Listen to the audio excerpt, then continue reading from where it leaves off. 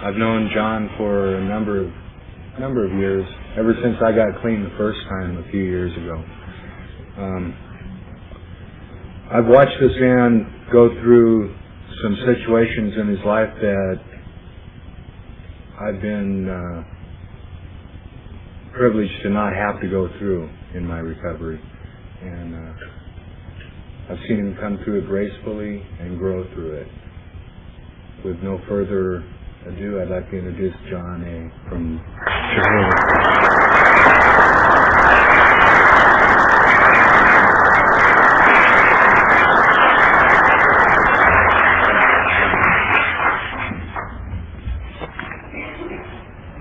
I'm an addict. My name's John. Let me get comfortable. Let me get comfortable and feel a part of this fellowship. I want to thank the committee for asking me to share tonight. You know, I had some difficulty with that.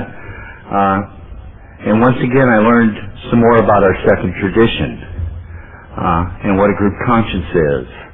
And that sometimes my thinking is not spiritual in nature. And I have to trust the fact of the people that made the decision that says I have something to give, to stand up here and give it.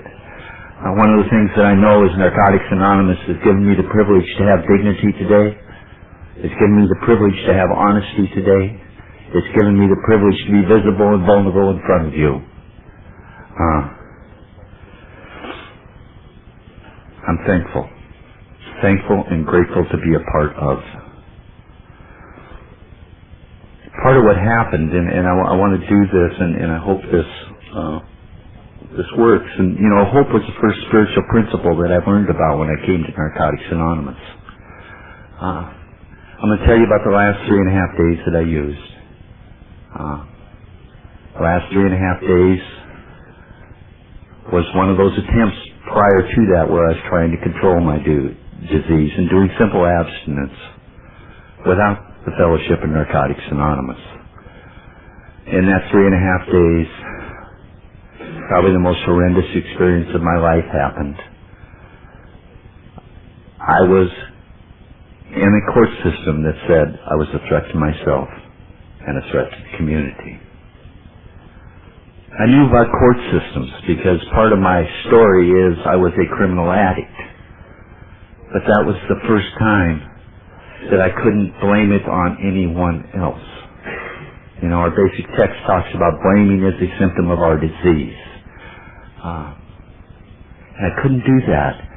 And you know, prior to that, I had done many things to find recovery. But again, it was my will against God's will. The ends were always the same. You know, the ends were always the 3.5 day runs. I created a lot of legal wreckage during that time. And I'll never forget standing up there in that court system. See, they wouldn't detox me at the local hospital. Because what would happen when I went to that local hospital, because I've been detoxed a number of times, and I just learned 2 years ago that in 1980, I had 2 heart attacks from one of those withdrawal times. I used real hard, trying to kill the pain. But when I was in that jailhouse, because that's the only place they could keep me from not hurting myself, I said, how am I going to get out of this? How am I going to get out of this? At that time, I was on parole and probation for 5 felonies. And you know, the wonderful thing about recovery is the only time you know I'm a criminal addict today is when I tell you. Yeah, there's a few friends of mine that we've done some institution work, and yeah, we don't have to be criminals anymore, especially in recovery. You know, we can carry ourselves with some dignity and pride and leave the past in the past and live for today. But I went in front of that court, you know, and I was the kind of addict that I'm too smart. My thinking gets me continuously in trouble. And having been in the criminal justice system since 1971, I knew a little bit about their procedures, and I knew a little bit about law books. And toxic as I was still able to beat that involuntary commitment. Superior Court judge at that time recessed the hearing, took my parole officer, took the community alcohol and drug officer, took the county mental health officer, and had a recess in their session in his chambers. He came back out and he said, "Mr. Abrahamson, I'm going to send you to prison. You're not willing to seek help." And at that time I said, "I'll go." Because I thought I was one of those addicts that couldn't recover. I had been trying and trying and trying. The one piece I didn't have was I didn't have Narcotics Anonymous as we know it today. I went to a treatment center that wasn't a treatment center. It was a semi-classical mental institution. It had barred walls, barred windows, locked doors. It was on a mental institution ground in Cedar Woolley, Washington. They used to march us over to the chow hall every 3 times a day. And the people that were in the mental institution used to either go right before or right behind us. I literally lived in fear those first 2 months that I was there, that I wouldn't step over that thin line and be placed over in the mental institution. Because I had to start taking a look at what my addiction was like, the insane behavior and the things and the harm that I'd done to others, and the utter hopelessness that I had experienced through 22 years of active addiction. I had to get some hope. I had to get some hope at that treatment center. I had to do something different. And probably one of the biggest things I did different in that first week was I made a commitment to Narcotics Anonymous, and I made a commitment not to use today. And that has given me what has been given to me since I've been clean 8 years and 7 months ago.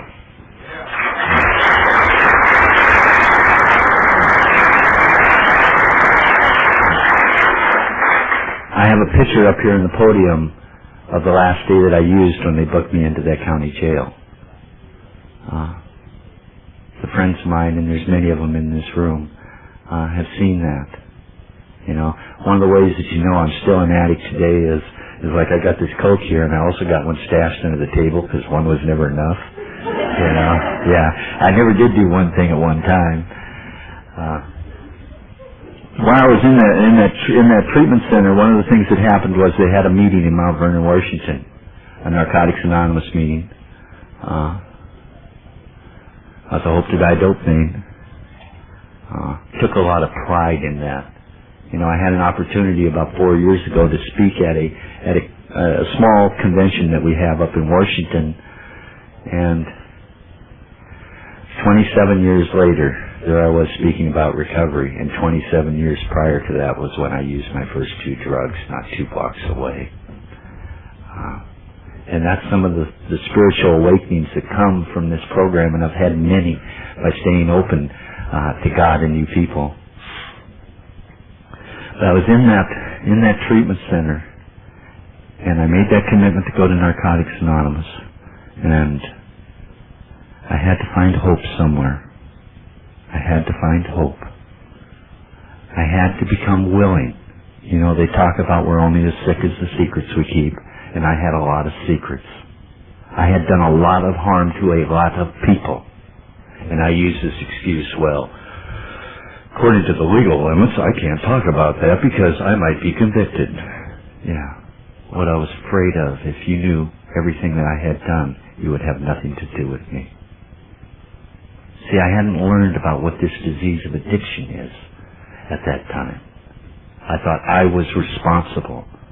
I was thrilled to death when we got our basic text, and I was riding the Victoria Ferry when I got that first copy, and it said in there, we're not responsible for our addiction. We're not responsible for our disease, but we are responsible for our recovery. So I get further reinforcement about this commitment to work a program of recovery. I knew how to use. I knew how to be a drug addict. Yeah, I did that well. If you wanted to get loaded, we got loaded and we stayed loaded. Yeah. I used to take a lot of pride that I was different than most of them other drug addicts because of quantities and all of this. And one of the things that happens is if I start getting drug specific about my disease, I set myself apart from about half you people. Maybe 70%. So I talk about being an addict, so I am a part of.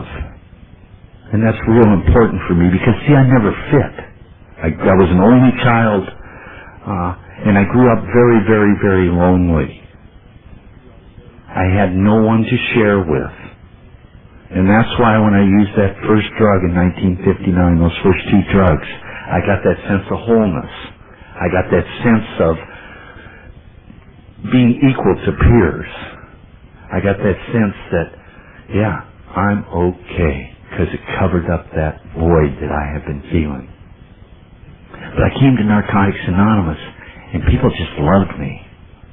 They just loved me. And there's a man sitting in this room that knew me when I was in that institution. You know, how important it was. And part of what, God really works in my life. Because they let me go out to that NA meeting, you were supposed to have all these little step things and stuff, But I got to go right from the beginning. And I got that reinforcement in there about what this fellowship is. I can remember crying and crying and crying. I had a sponsor that said in the beginning, I wish I could keep you sick. Because when you're sick, you're visible and vulnerable and you want to work to get well. But once you get well, what happens is you get recovered. And that's part of that commitment I made in the beginning, was to be a part of the steps, not just talk about them. To live the steps, not just parrot them. I was 5 years clean, and we got basic texts coming out of our ears, from the first edition to the other one and to the other one and to the other one, and now finally we got one we can't change for a few years. Thank God, because I got 19 of them, Yeah. But in how it works, there's some questions in there that are in that chapter, and I went, my God, that is what this fellowship is about. One of those questions in there, it says, do we understand we have no real control over drugs? And that's one of the things that happened when I did that first step was, I saw how I used drug A, would switch to drug B, would switch to drug C, and switch all around. I saw that just simple abstinence was not going to do it because the ends were always the same. I went back and used my drugs of choice. So I had no control. One of those other questions, and I love this one because it says, have we really failed as a drug user? And God, when I was 16 years old, I wanted to be a dope fiend, I did, because there was a lot of pride in that. A dope fiend was somebody. And I failed. I had literally failed. Because they didn't work, and they hadn't worked for many, many years, and that first step proved that. It says, the jails and institutions take over the management of our lives at different times. One of the things that I did when I first came around Narcotics Anonymous was I like to call it these little sergeant stripes. I had to prove to you that I was a drug addict. And one of the things I used to say was, well, I've had 27 felony arrests and 7 felony convictions. I spent 3.5 years in the institution. That tells you how successful I was as a drug addict. Yeah. Shows you how slick I was. Yeah. Probably the biggest thing, again, that really helped me bottom out in my addiction is losing that mental capacity to make rational decisions. I understood that second step even though I had not worked it yet. I worked it in that first step, taking a look at the things that have happened with my drug use. One of the things that I liked in there was another question. It says, do we know that our addiction changes us into someone we didn't want to be dishonest, deceitful, self-willed people at odds with ourselves and our fellow man. I didn't fit. I knew my whole life was a lie. I knew my whole life was a lie. My biggest fear in early recovery, and I want to do something about early recovery because I hear these people talking about this early recovery stuff. I figure I'm out of early recovery when I've used as many days as I did in active addiction. Yeah. So when I get 22 years clean, I can say, well, I might be out of early recovery yet. I don't know, you know. Yeah, what is this? Yeah, I'm in recovery. Now, there ain't no early, middle, or late. That's back to having sergeant's stripes again, you know. Let me be different and better than you. Yeah. Probably some of the things that happened in my addiction was in 1977, I backed a truck up to my mother's house, and I took everything that I could out of there. At that time, I was again in legal problems, and I was an escaped felon from this state for a number of years. I ended up in Coos Bay, Oregon, and there's I think part of me is privileged because there's only 2 people from my active addiction that are in recovery. Yeah. And what I'm talking about is they're survivors. There's a whole bunch. There's felony institutions, and there's many that are dead. I ended up in Coos Bay, Oregon, and I had to stop living the lie. Because I felt so much shame about what I did to my mother, what I did to my stepfather. You know, our basic text talks about our living skills reached an animal-like level. I know what that means, and I think we all share that. I could live that animal-like level in a red lion. Yeah, I could reach that animal-like level running 5 stores in San Francisco. You know, I was always a good hustler. I knew how to talk well. And that's probably one of the things that got me in trouble the most, you know, because I could slick my way out of anything. I used to say I could always cry on command, especially when I was standing in front of a Superior Court judge. Yeah. Some of the things that got me clean, some of the things in my first step were invaluable. Wasn't the 27 felony arrests, wasn't the 7 convictions, wasn't the 3.5 years in the Institute. It was having my daughter, when she was 3.5 years old, walk into the bathroom and see me shooting dope, and seeing the utter terror on that little girl's face. I did not see that little girl because I left and fled. Because I couldn't stand the pain and I couldn't stand the responsibility. I didn't see that little girl until 3.5 years ago. And she called me when I was living in Portland here, and she says, is this John so-and-so? And I go, yes. And she says, my name's Lori, I'm your daughter, I want to see you. You know, the only reason she wanted to see me was because I was clean. She said, if you were still a using addict, I would have nothing to do with you. So I met her up in Tacoma, and we spent 4 hours in a park. And we came away from there with some healing. I was able to tell her what happened to her mother when I was with that wonderful woman, and tell her what happened to my life. And as we walked away, she says, you know, I would have left here 5 minutes after we started, but she told the same story my mom did. Yeah. I got a phone call a year later, though. And this is the disease that keeps on giving. Yeah. My daughter is in active addiction. And she wrote a bunch of checks up in Tacoma. Her mother called me and said, what can I do? And I says, well, I'll pick up the checks and let's get her prosecuted. Because the quicker she can hit a bottom, maybe she'll find Narcotics Anonymous. I pray for her, you know, because I know there's women around today that will be there for her when she comes to her meeting. Yeah. And the one, you know, and I can have the faith that she will be at a meeting one day because she knows how her father got clean through Narcotics Anonymous. You know, the void that happens when we complete a first step, and I think those of you that have done a written first step can't have experienced that same void, that utter despair of, I can't do it anymore. I can't do it anymore. I understand that 1 is too many and 1,000 is never enough. I have to surrender I had to start believing in something. And in that beginning, I believed in that Mount Vernon meeting that I belonged to. I believed in the Michael, and I believed in the other couple guys that were around there, because they were drug addicts just like me, and they were clean, and they were happy, and they had this sense of camaraderie-ship, you know. And we see it out here in our hallways of men loving men, that glow that goes on, women loving women. Yeah.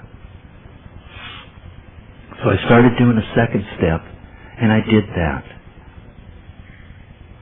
And I went on to the third. And one of the things that I've believed in about our third step is, it only says a decision. We made a decision. I believe my spiritual growth and spiritual development has came through my 11th step. Yeah. I don't do a third step prayer expecting 11th step results. Yeah. I do 11th step work. Yeah. The third step gave me permission to believe in a higher power. I couldn't say God the first 2 years I was in recovery. I had trouble saying higher power. After 2 years, I started saying God because I'm pretty lazy. You know? Yeah, there's parts of me that are pretty lazy. And I know it's like my name is spelled Jon. Well, it ain't Jon, it's John. But this drug addict thinking says, if you leave that letter out, you're going to save millions of letters, and you can write a book one of these days. You know? Yeah.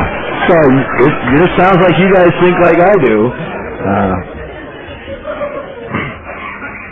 But I made that decision to start believing and start trusting. And I got enough faith and I got enough support to go on and do my first written fourth step. I'll never forget that man that did my fifth step with me. And it was an interesting story. The first man I picked to do my fourth step, see, by this time they're starting to let me out a little bit more out of this mental institution. And, you know, I'm starting to look like I'm tracking. You know, can count to 3 and I'm not bouncing up and off the walls. And so they said, yeah, it'll be a good idea if you go with your sponsor and do your fifth step. And so I had this sponsor, and he says, we're going to do your fifth step on the way to Whidbey Island in the car while he's driving 65 miles an hour. It didn't feel right. You know, it didn't feel right. I knew I maybe need to look for someone else. And I did pick another man. And that man was so kind and so loving and so affirming to me, because I shared with him things that have alienated me for years. I shared with him some guilt, and I shared with him some shame that allowed me to go on with my recovery. And that's what my first, fourth, and fifth step did. It allowed me to go on and have some sense of dignity where I could walk down the street and feel like maybe I got a chance. I was 9 months clean before I really understood that if I worked this program one day at a time, stayed in the middle of Narcotics Anonymous, that I had a chance to recover. And I'll never forget that day in Port Angeles, Washington, overlooking the harbor and seeing Victoria. I knew I was alive, and that was another spiritual awakening, because I became more willing to believe and do the footwork. I came into the Fellowship in Narcotics Anonymous with a wonderful woman. God bless her. We came together in simple abstinence. We started getting loaded together. We went back together after I got out of the mental institution in Port Angeles, and she started using together. She started using again, and I had to leave her. And that is probably one of the toughest things that ever happened to me. I'm 8.5 months clean. I'm suicidal. I knew I couldn't use a drug to kill the pain, and it forced me to sit in meetings and sit in meetings and sit in meetings and cry and cry and cry. It forced me to call my sponsor and said, I need to sleep on your couch because I want to die. And that's okay. It's okay. I pray for that woman. I ran into her about 5 years ago. And at that time she was still using. A lot of pain and sorrow for her. Because some of us don't get it, you guys. Some of us come into this fellowship and say, I'm going to use it one more time, and don't get back. Don't get back. Yeah. So I'm up in Port Angeles, Washington, and I had this white book, because that's what Narcotics Anonymous was this white book. And I had some people in Mount Vernon that were helping some people in Whidbey Island, and we started forming meetings of Narcotics Anonymous. One of the things that happened with that got me real involved. I got into service work real quick, and my motives were, I want to save my butt. Yeah, I want to save my butt.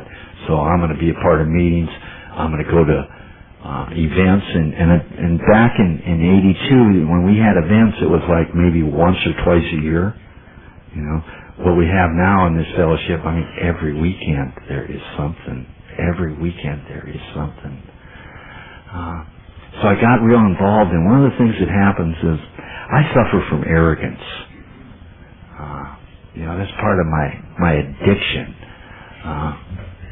And so I got recovered at about 11 months. And I went through that recovered stage for about 3 years.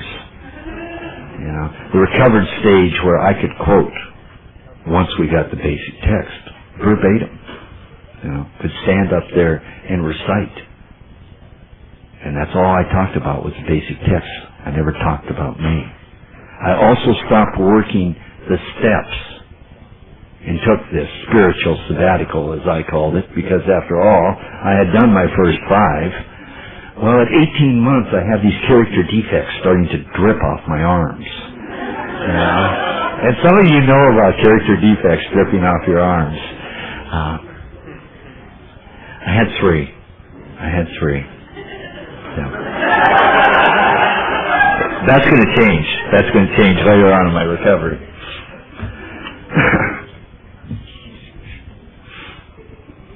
Arrogance, guilt, and fear. And I'll never forget, I went down to Oregon. I met with a man that had some time, and I says, how do you work on arrogance, guilt, and fear? He says, keep coming back, and he just walked away. That was my answer. I didn't have to do steps 6 and 7. I made a list of people that I had harmed in the beginning. And what I put on that list was people that I had to clean up things about. It says when you do an 8-step, don't think about working a 9-step, but I had to take a look at people because I had to not duck and dodge, not be a runner. I had to get some permanency. One of those people that I had to make some amends to was my mom. And God bless her. She was wonderful. That woman was always consistent with me. She always loved me. That was one of the things that she did when I got put in that mental institution the last time. She says, don't come back if you're not clean. I can't stand the pain anymore. And she was part of my bottom. But my mom was the kind of person that just says, well, you don't have to make amends to me. What's in the past is past. And I said, Mom, I can't do that. I ripped you off in 77 and bum, and she wouldn't hear it. So my mom lived at the beach, and we used to go walking on the beach, and so I asked her to walk out to the point. Well, the point was 2.5 miles. We walked all the way out there, and once I turned around to start going back, I did my amends with my mother, and thank God for that. I did them for me. I didn't do them for her. Because what I had to do for me at that time, because she'd forgiven me, I needed to forgive myself so I could look her in the eye. I needed to be able to call her out of a sense of love rather than a sense of guilt. So I did some 8th and 9th step work, and I was on my merry way. And one of the things that happened in those first few years were a sponsor that says, right. Every sponsor I've ever had, it says, right. God, if you ever got me a computer, I'd just be a killer on right. But what I did for the first 3.5 years of recovery was I wrote down what I did each day to stay clean. Because it was real important for me to work a program of recovery. Because I got well.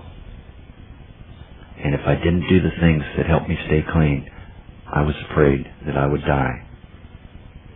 Part of my fear came from, as I said, when I separated from Jeanette, was that I would go crazy or I would commit suicide.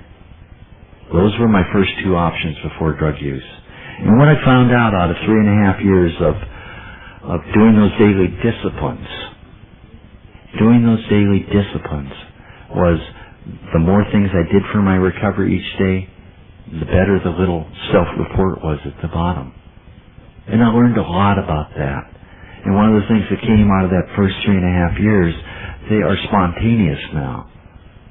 When I wake up in the morning, I know what my disciplines are. I know what they are through the day. And thank God for that support. Again, I know how to use drugs. I didn't know how to stay clean.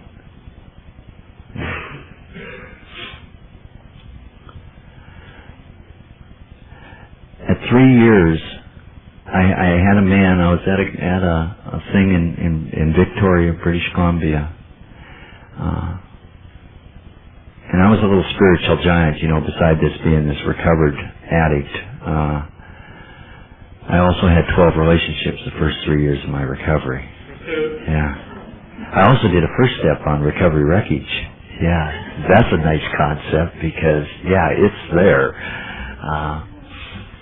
But I'll never forget Bob when he said, "Man, if we opened up your head, you'd have 1,000 vaginas sitting there chatting at you." It was real sad. It was real sad. Those of you that are laughing understand what I used to think. Yeah.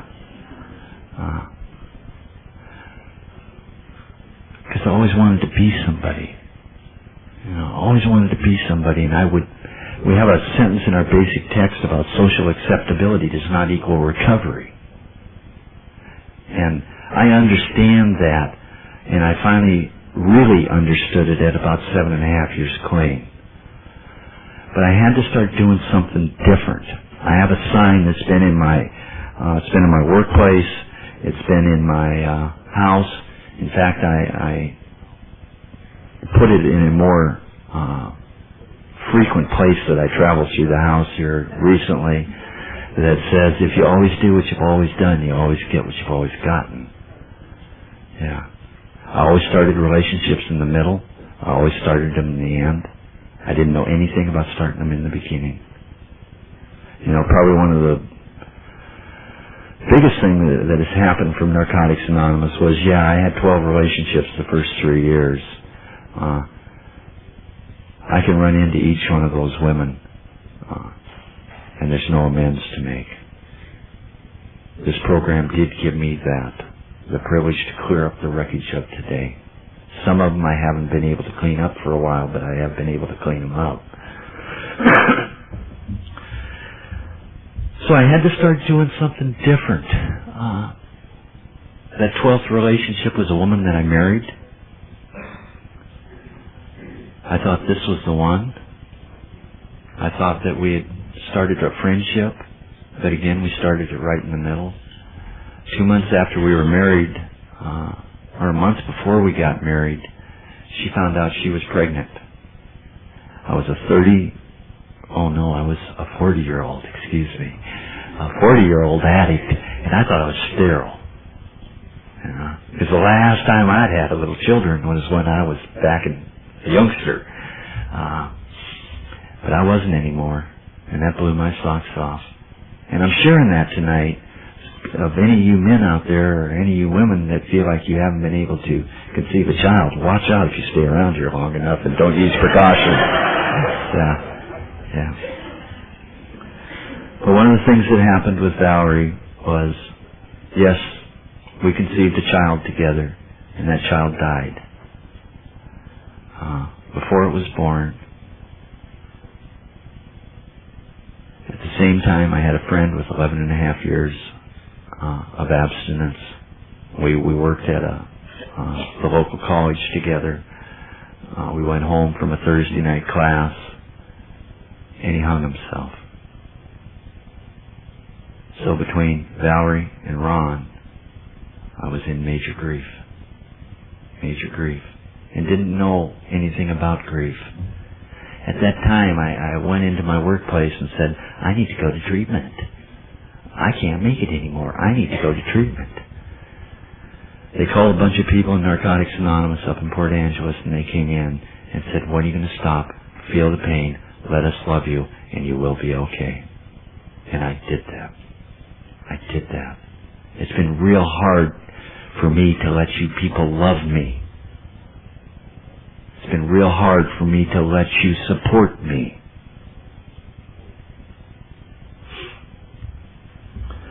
But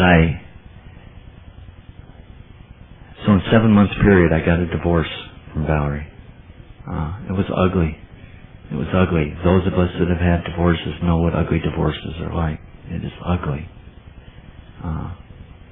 Again, another one of those times where I didn't know if I was going to live. Because I figured, God, at 3.5 years recovery, I should be okay. You know, it was like, I always said, when I have 5 years clean, I'm going to be somebody. You know, back to them sergeant stripes again. I'm going to be somebody. And the sad part was, I was somebody each one of those days I worked towards 5 years. Yeah. You people make me somebody each day that I'm with you. I did a lot of work. On relationships, and met a woman, and we learned how to become friends.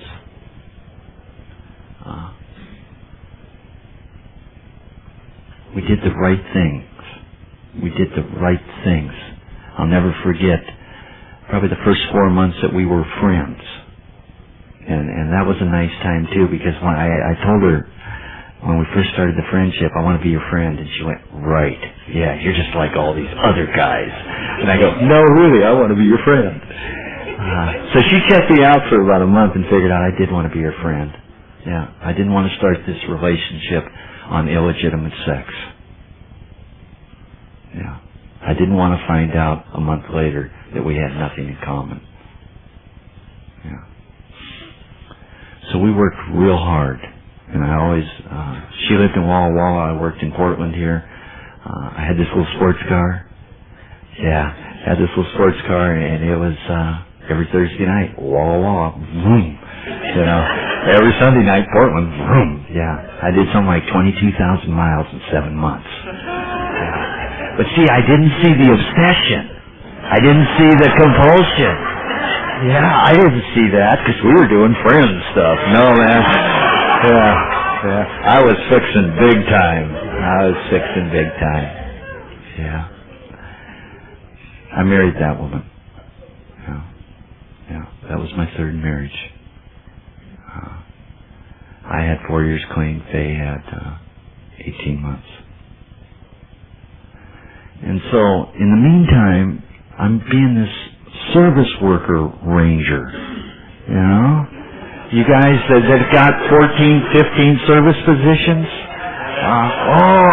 It's a wonderful way not to work the steps. Yeah, you get to be authorities on the traditions. You can be killers in RSCs and area circus. You bet. But you don't work the steps, see? At least I didn't. I'm not talking about you. Let me talk about my recovery, because that's what God's given me the opportunity to do tonight. So I used peers for sponsors. I stopped having a working relationship with a sponsor, a formal sponsor relationship, from 3 years to a little over 5 years. At 5 years, I started looking around and said, my God, people aren't staying. Where are they going? I haven't been working the steps. I hadn't been working the steps. And what I mean by working the steps is, again, written step work. I work the steps each day that I'm clean. a mental, emotional, and spiritual process. Sometimes it's physical when I talk to another addict or another addict talks to me, or I go to my little home group and hang out. So I decided to get a sponsor. And, one of the things that happens, and there's not too many people with time around. And God, I hate that word time. It's almost like a dirty word because it makes you different. But I wanted somebody that had something I wanted. And I've known this man for a number of years. So I asked him to be my sponsor because I was afraid. And he says, well, John, have you ever did a written 6-step? And I go, no. He says, well, I'm doing one, so you might as well do one too, So he told me to write down 18 character defects and get back in touch with him. And I went, oh, sure, I can write down 18 character defects. And I got off the phone, and I probably can make amends to the man tonight because I said some bad things about him. And he's sitting in this room, too. Who does he think I am? 18 defects. I got this recovery program. Well, I met with him shortly after that, and I ended up with more than 18 character defects. One of the things that I suffer from is ignorance. Ignorance where I think I know the answer when I really don't. And so I looked up each one of those defects and I wrote one on each page, what the definition was. And I learned so much from that process. There was one of the things that really touched me in our 6-step, and it says, how sincerely we work this step will be proportionate to our desire to change. I love that. And another part that was there, it says, when we see how our defects exist in our life and accept them, we can let go of them and get on with our new way of life. So what I did, he gave me direction, and of course I felt I was a little bit different. I wasn't going to do it the way he did it. I was going to do it better.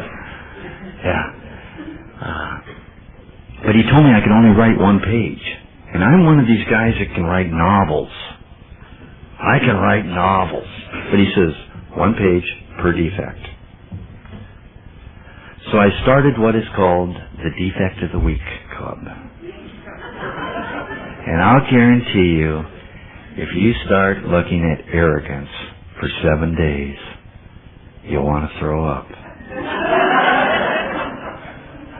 If you start looking at inadequacy for 7 days, you not only want to throw up over it, but you got arrogance tagging along, see? One of the things I did in that written 6-step was I wrote about how that defect was in my childhood, how it was in active addiction, and how it was in recovery. And I wrote what the price tag was for me hanging on to that. And that gave me a newfound freedom. I think I ended up with 30-some defects. It was a real hard time. It was probably one of the toughest steps I had worked in my life up until that time.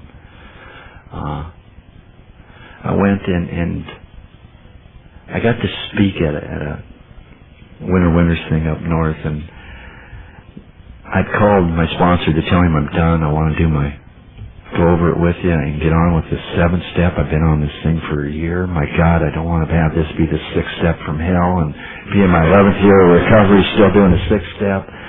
And I called him and he wasn't home, and I talked to his wife.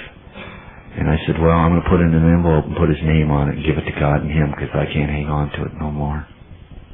I was able to speak at that small convention, and I had a lot of fear at that time of because I really wanted to be good enough and carry a good message of recovery. So I carried it up to the podium. And if I blew it, I was going to start reading my 6-step to those 600 people. I threatened to bring the 4-step that I'm working on right now, but I know better. I do my 4-step with my sponsor, not here in a meeting. So we did a 7-step. He told me how to do a 7-step. And one of the things, and this was another spiritual awakening, because when I became ready and knew the impact of those defects, like with arrogance, when I let go of arrogance, I gained humility. When I let go of fear, I gained faith. When I let go of dishonesty, I gained conformity.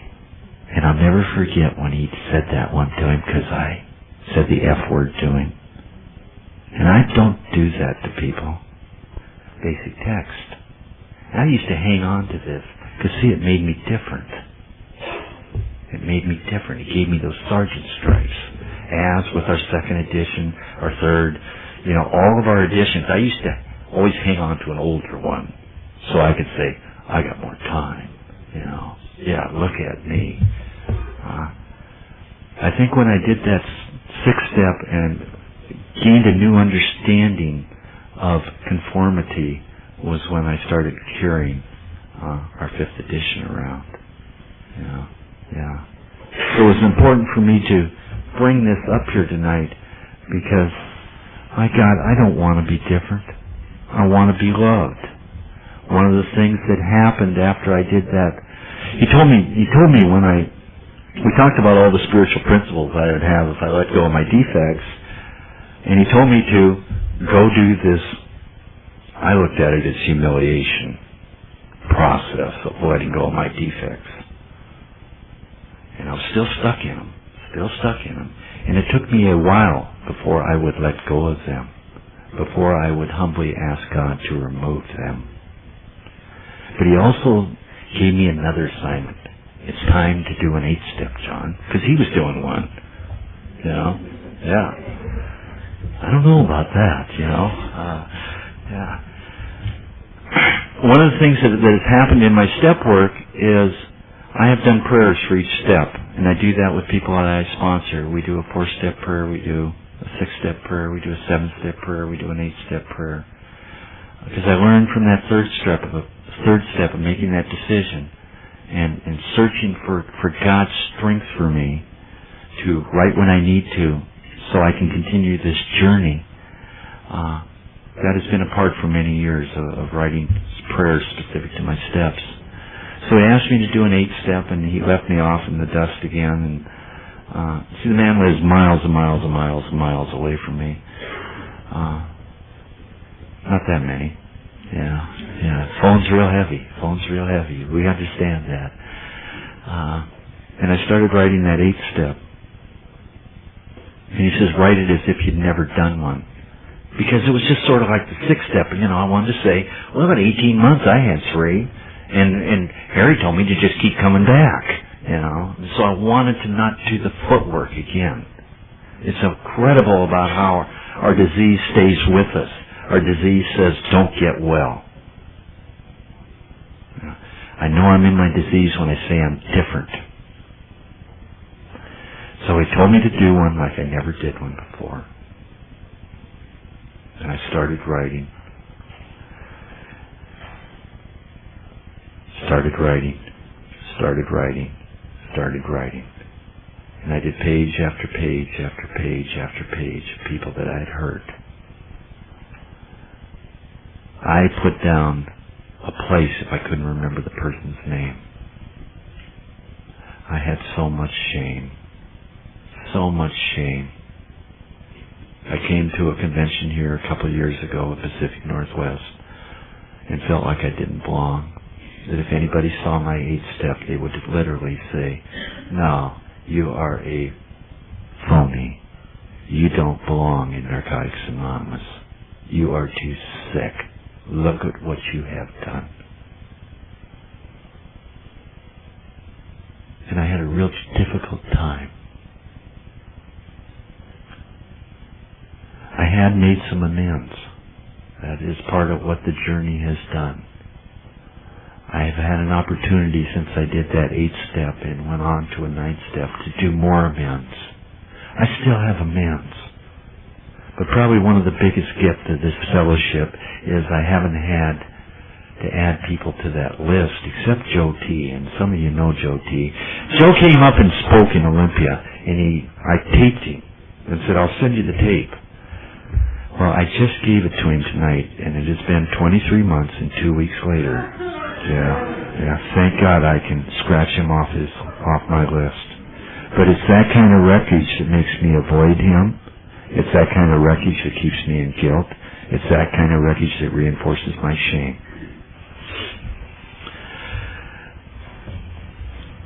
So, part of the amends that I still need to make, part of what I, again, know how powerful my disease is.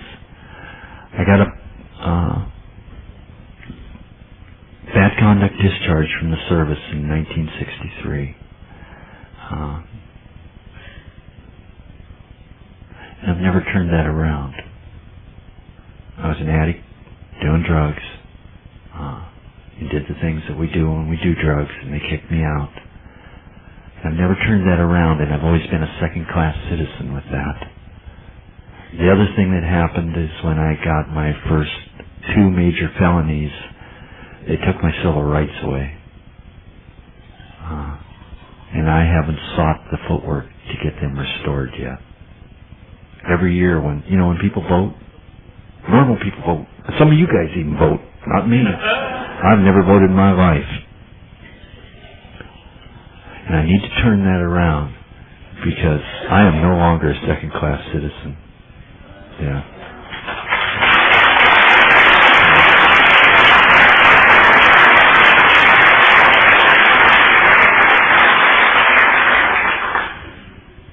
When I spoke at that convention 4 years ago, one of the questions that I didn't do when I started doing those questions from It Works is, it says, "Are you sure you want to stop using?" And what that sentence meant to me was about reservations. I had 2 reservations when I came to Narcotics Anonymous. I didn't know it at the time. One of those reservations was, if the Department of Corrections ever cut me loose, I could use again. Because I had been a unwilling participant of that system since 1972. When I got clean, I still had something like, 8 or 9 more years of supervision on the whole thing. 1984, I got a letter from a Pierce County Superior Court judge. I got a letter from a Grace Harbor Superior Court judge. I got a letter from a Pacific County Superior Court judge. I was pretty famous.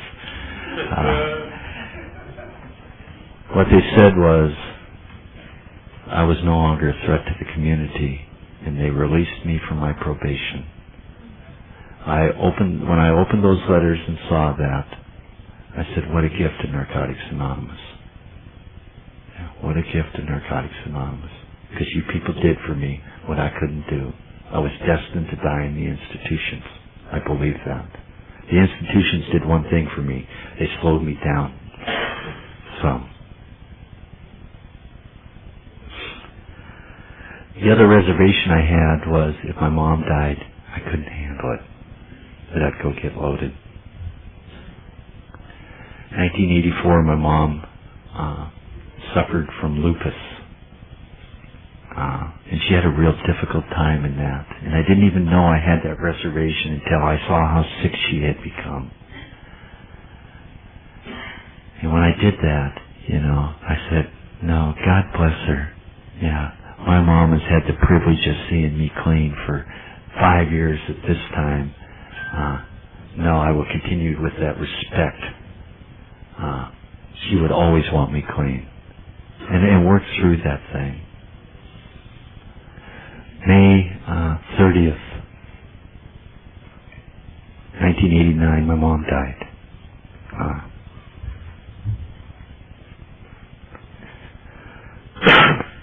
I have a picture of her up here at the podium with me. Thursday, when I came here and I looked at the program schedule and saw my name on the program schedule, I said, my God, how proud my mom would be of me today. And she is. This picture that I have here, my mother got cancer. It was a real fast-acting cancer. She's got a bald head. She's got a bald head in this picture. And the picture shows her almost childlike, where she has this sense of peace. And that is probably one of the nicest moments, because that day that I was visiting her, she let me rub her bald head. You know, Mom and I got to spend the last 28 days that she was alive with her. What a gift. I understand today that it's our parents' responsibility to help our children into this world. I know today it's our responsibility to help our parents out. Yeah.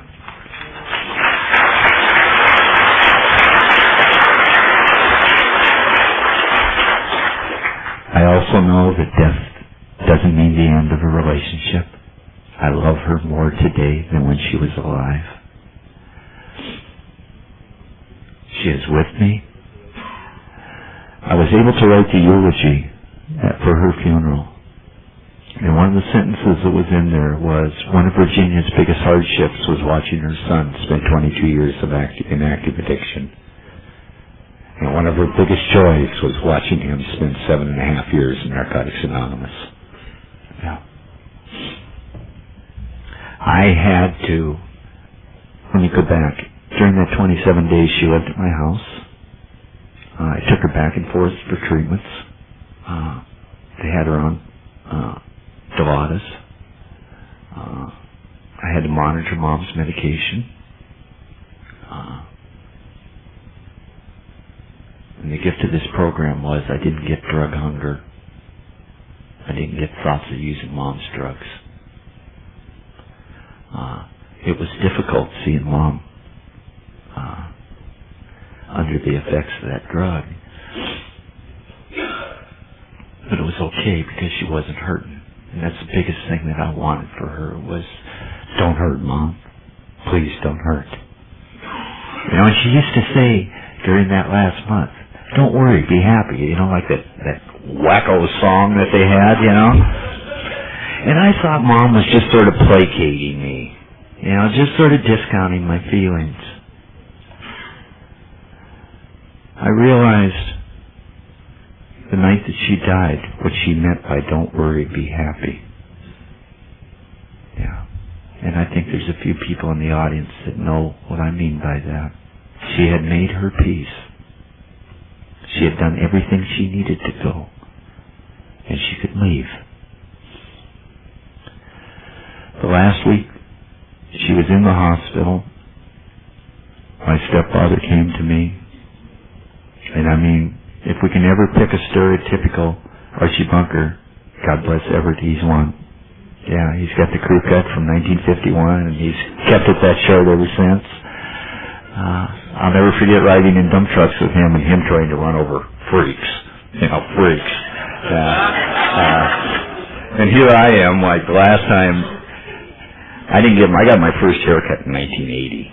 Yeah, and I got the last one before that in 1964, so I had this little ponytail type stuff. But Everett came to me and he said, your mom is real bad, because she was in intensive care.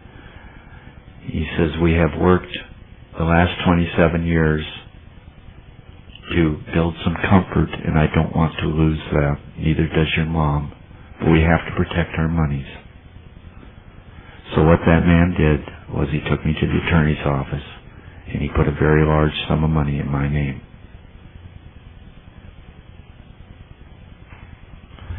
And I believe that's a real statement about what this fellowship is. Because remember, in 1977, I took everything I could away from that man. And here he was trusting me over his own son with their life savings. Yeah. Because this program does give us consistency, it gives us respectability, and it gives us honesty and intimacy with others.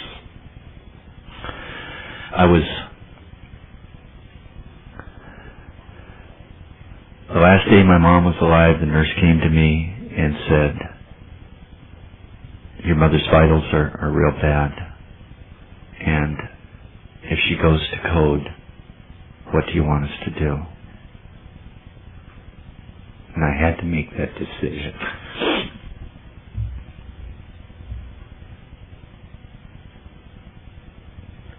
Because we had talked about that. And she says, please don't ever do it. If it is my time, let me die with dignity. I had to trust, and I had to follow through with that commitment to her. During that 7 days she was in the hospital, I had a tablet. My mom was incoherent. There were times where she would yell and scream at me and say, "Why are you keeping me locked up in this room?" And I got to understand how family members go through when they see us in our disease. You know? And how I was able to just love her for who she was, not what she was doing at that time. I had to go ask the nurses and doctors to strap her down. I had to take her to the bathroom. But what a gift. What a gift. Because I know how I would have done that being a drug addict in active addiction. I wouldn't have been there. The last day she was alive, I used to pray with my mom, even though in my consciousness she couldn't hear me. I believed that she could, though. And I told her, I said, "Mom, I need to go to a Narcotics Anonymous meeting. And while I'm gone, if you need the time to die within your own time, please do that." And I went to a meeting in Grays Harbor, in Aberdeen. There was probably 60 people there. I walked in, and there was many, many people that knew me, and they held me, and they loved me. And when they closed that meeting, that whole meeting prayed for my mom, that whole meeting prayed for me, and that whole meeting prayed for my family. I went back up after that meeting, and she had died 10 minutes prior.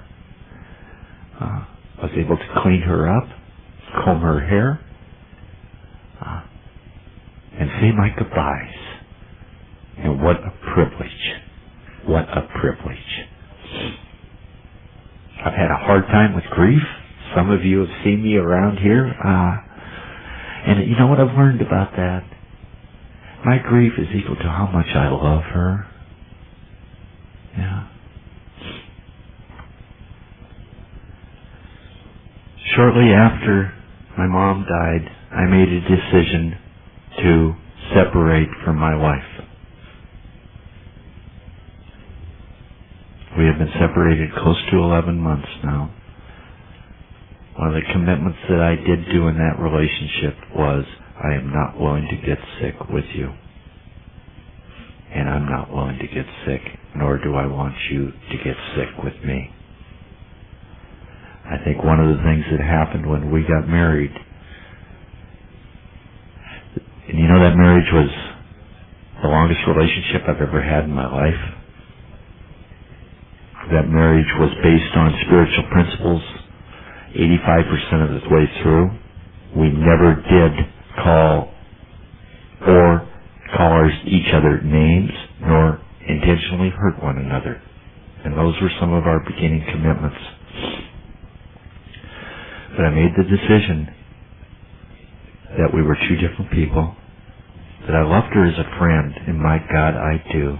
She is a wonderful woman, but not as a wife. So we've done the separation. And I want to say this, because you heard me say I had 12 relationships the first 3 years. I had this major one with this woman. If you have a relationship with somebody in Narcotics Anonymous, be prepared to look at them the rest of your recovery. Yeah. So be careful. Be careful and don't act on impulse.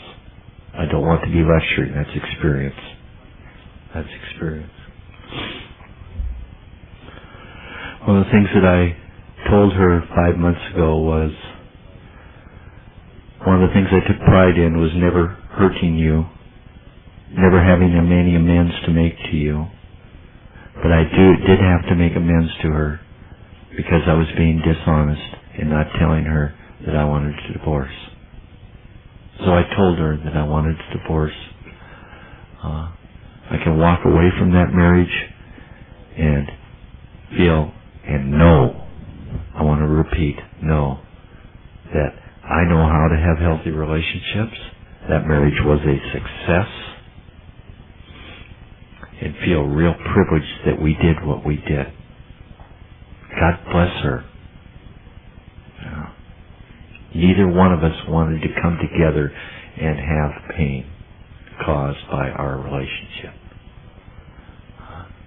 She is in a lot of pain right now and has not been to our fellowship for a while. 2 Fridays ago I got my divorce papers. And the first NA member that was over to my house that day, I started talking to him and I called her the C word. And once again got that sense of shame. Because she doesn't deserve that, nor do I deserve to say that to another human being. And I was able to make amends to God, that man, and myself right after I said that. Her pain right now will pass. I know she has the fellowship in Narcotics Anonymous. I have to stay close. I want to say something about the 10th and 11th and the 12th step, because I'm going to move on to that. The 10th step has been invaluable. If I wouldn't have started doing the 10th step when I first got clean,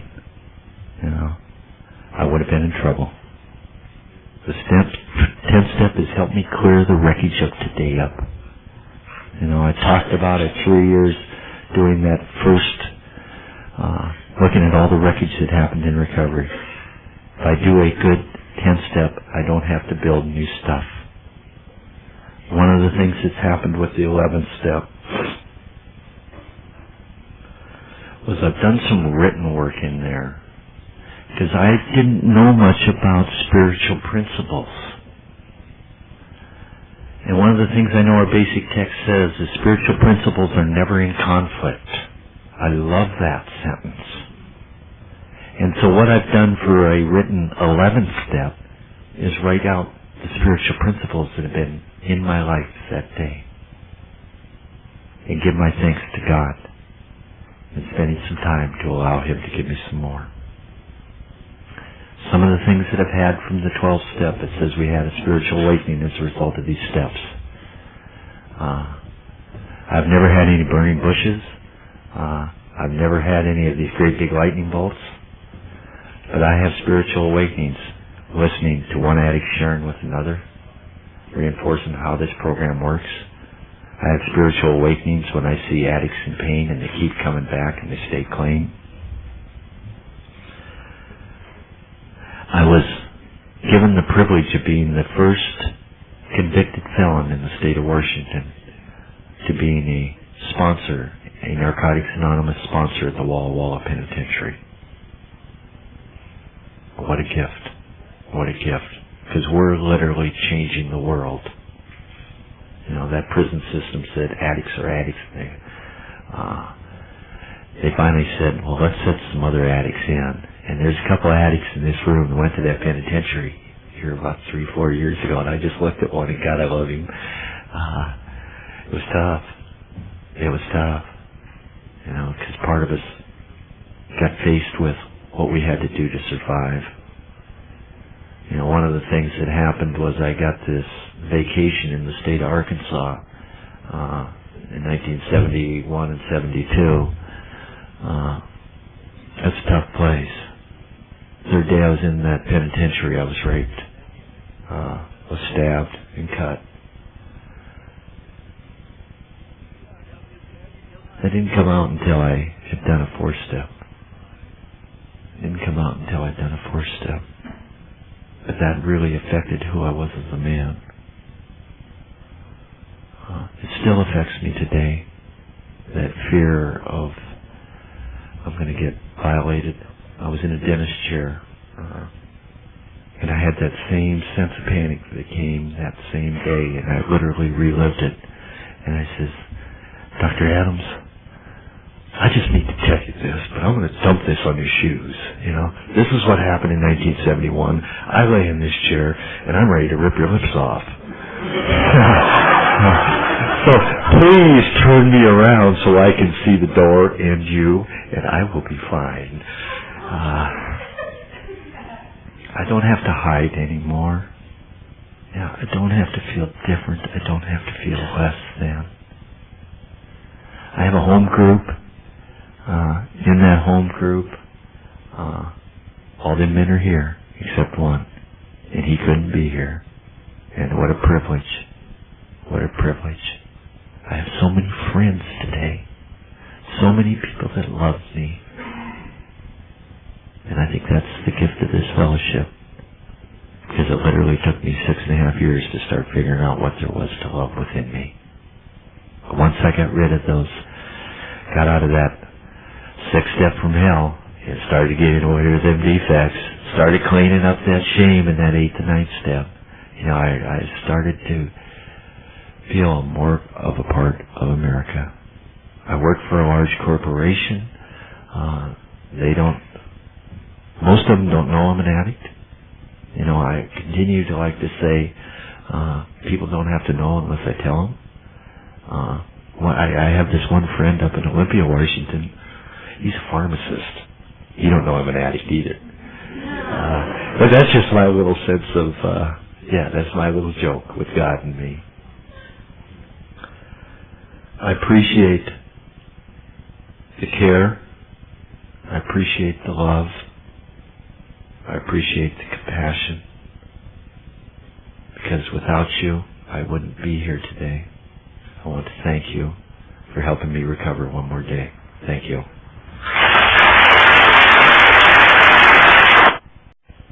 I've known John for a number of years, ever since I got clean the first time a few years ago. I've watched this man go through some situations in his life that I've been privileged to not have to go through in my recovery. And I've seen him come through it gracefully and grow through it. With no further ado, I'd like to introduce Jon A. from Chicago.